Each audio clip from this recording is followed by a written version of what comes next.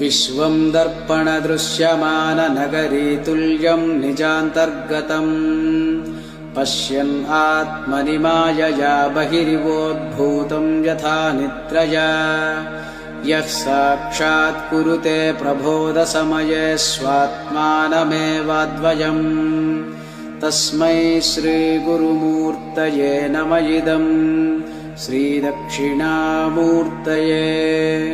बीजस्यान्तरिवाङ्कुरो जगदितं प्राग्निर्विकल्पं पुनः मायाकल्पितदेशकालकलना वैचित्र्यचित्रीकृतम् मायावीव विजृम्भयत्यपि महायोगी वयः स्वेच्छया तस्मै श्रीगुरुमूर्तये नम इदं श्रीदक्षिणामूर्तये। यस्यैव स्फुरणं सदात्मकमसत्कल्पार्थकं भासते यः साक्षात् तत्त्वमसीति वेदवचसा यो बोधयत्याश्रितान्